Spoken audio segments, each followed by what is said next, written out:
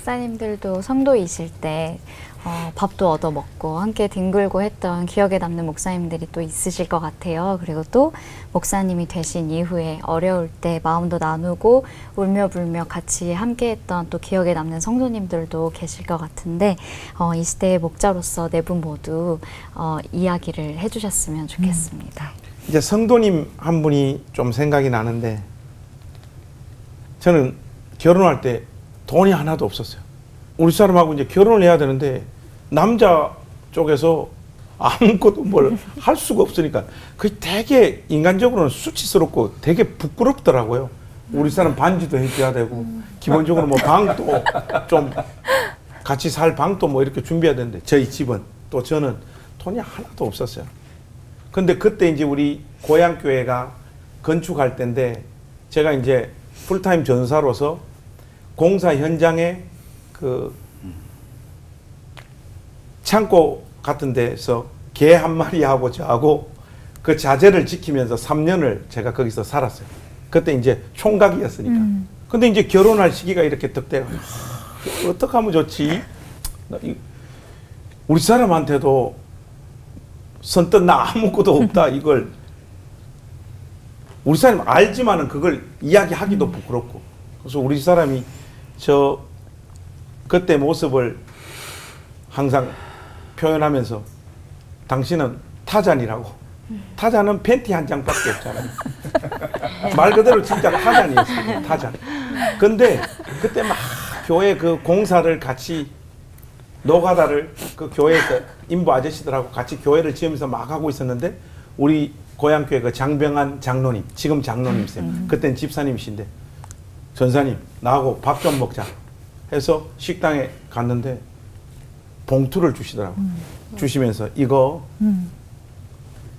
사모님 반지도 좀 해드리고 사모님 옷도 좀 사드리고, 혹시 그렇게 하고도 돈이 모자라면 나한테 또 말하라고.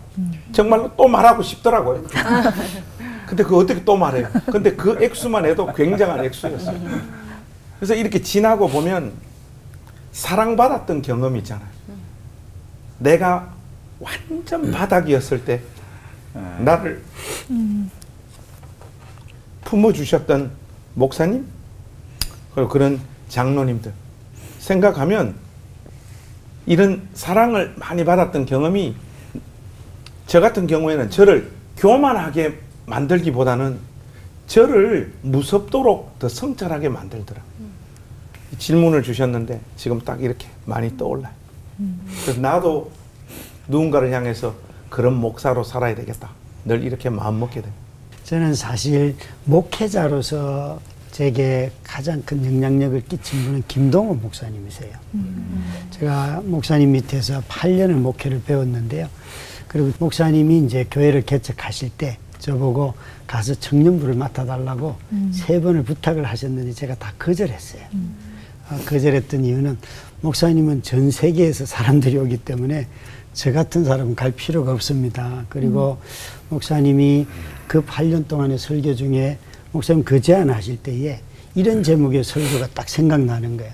선배 덕 보려고 하지 마라. 그 8년 동안 얼마나 많은 설교를 들었겠습니까? 그런데 저는 그 설교 들을 때마다 울었거든요. 목사님 그 설교 들을 때마다. 근데 선배 덕 보려고 하지 마라 그러는데 순간 교회는 내 손으로 피 흘려가면서 세우는 거야, 이런 마음을 주셔서 아니 목사님 그러지 마세요. 그리고 이제 3번 다 거절했는데 참 제가 깊이 생각도 못하고 사실은 거절한 거예요. 말하자면 그냥 호기에. 그리고 아내가 아프고 난 뒤에 한 4년쯤 지났을 때 어느 조문을 갔는데 거기서 목사님을 배웠어요. 목사님이 저보고 김 목사야, 내가 네 열정 아는데 너만 힘든 게 아니고 네 아이들이 더 힘들어. 그러니까 애들 잘 돌봐야 돼, 이러는 거예요. 저는 그 4년 동안 애들은 눈에 들어오지도 않았어요. 그냥 오살리 기도원 가가지고 일으켜달라고 기도하고 막 때를 쓸 때인데 그 한 말씀 딱 듣는 순간, 야, 이분이 내가 4년 동안 개척하고 첫 번째 사경회 강사로 모시고 난 뒤에 한 번도 찾아뵙지도 않았는데 너무나 지혜로운 말씀을 딱 해주시는 거예요.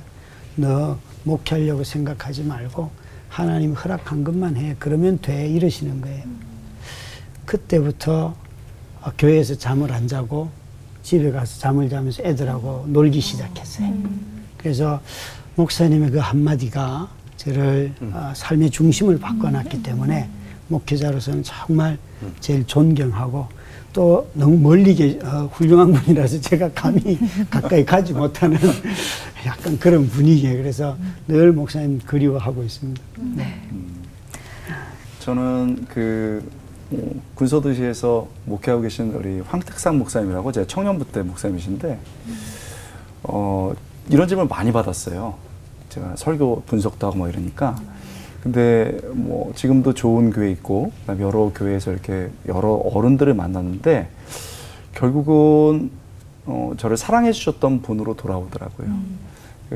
돈 없을 때 학비 못 내가지고 발 동동동동 했는데 한 달에 3만 원씩 모았던 거 몇 년 모은 거를 그냥 이렇게 주셨던 목사님, 그리고 설교할 수 있도록 기회 주셨고, 그 다음에 유학 갈 때 찾아봤을 때 잘할 거라고 믿어 의심치 않는다고, 우리 권 전사님 잘할 거라고 믿어 의심치 않겠다고.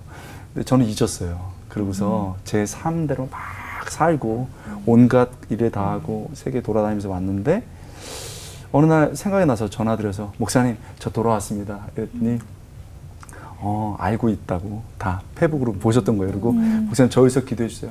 한 번도 기도를 멈춘 적이 없다고 딱 그러더라고요. 그러니까 되게 좋았어요. 되게 좋았고 뭐라고 말씀하시냐면은 방송도 딱 이렇게 나갔을 때 우리 권 목사가 너무 멋있다고 그러셨어요.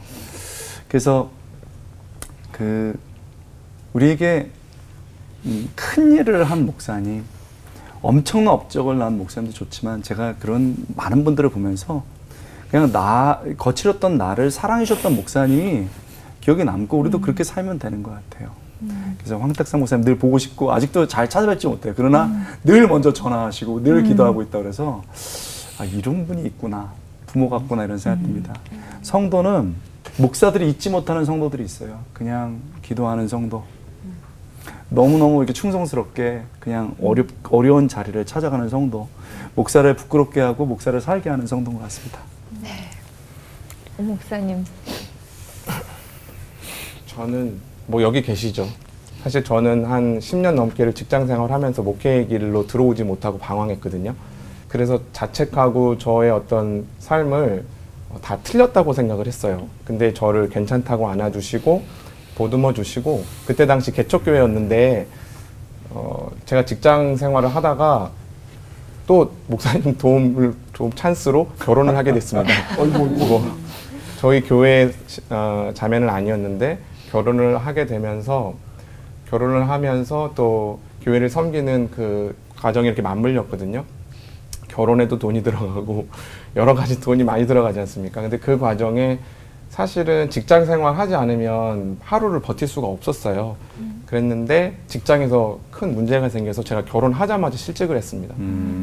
그래서 그때 굉장히 어려웠어요. 아내가 벌이가 많은 것도 아니고 이제 시작을 했는데 그때 사실은 목사님이 당신 사례비를 쪼개서 주셨어요. 쪼개주시고 그때도 많지 않았거든요. 지금도 많지 않습니다. 기억해 주십시오. 쪼개주셨고 그때 그렇게 아내하고 울면서 그거 받아서 살았어요. 근데 그렇게 지나면서 목사님께 받은 그 사랑을 저도 성도들에게 또 저에게 또 그런 후배가 있다면 부어줘야겠다 이런 좀 마음을 먹게 됐고요. 사실은 제가 목사가 되고 나서로 질문을 물으셨기 때문에 저한테 기억에 남는 성도들은 사실 우리 행신침례교회 성도님들이세요. 특히 제가 목사 안수를 받을 때 보통 목사 안수 받을 때 그때 드는 모든 비용을 교회에서 감당해 주셨어요. 그리고 사실 그때 또 한 성도님께서 저한테 굉장히 큰 금액으로 이렇게 목사 안수 받을 때 옷도 해입고 뭐 필요한 것도 사고 이렇게 하라고 해주셔서 그런 일들이 저는 하나하나 다 이렇게 기억에 남아요. 사실 담임 목사님은 모르시거든요. 그 성도님이 돈 주신 거. 시간 고백합니다. 그래서 제가 안수 받을 때 목사님도 양복해드리고 막 그렇게 할 수가 있었어요. 그래서 그런 시간들이 기억에 남아서 저한테는 지금 제가 섬기는 교회의 담임 목사님과 지금 섬기는 교회의 성도들이 가장 은인 같은 분들입니다. 네.